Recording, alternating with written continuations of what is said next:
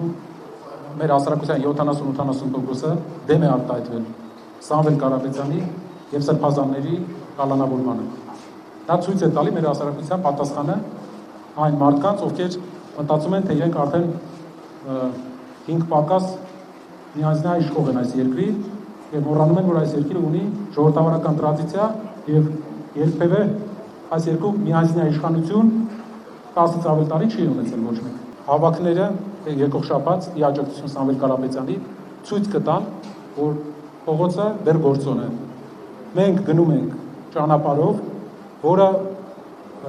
ավելի շատ ընտրական լուծումներով պետք է հանգեցնի այս իշխանության քաղաքացիական պայմանագրին իշխանությունից հեռացնելու եւ ընդդիմություն սարքելու ճանապարհով, բայց նաեւ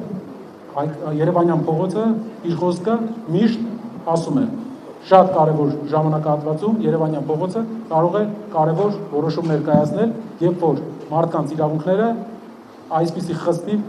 այսպիսի կոպտորեն ոտնահարվում են։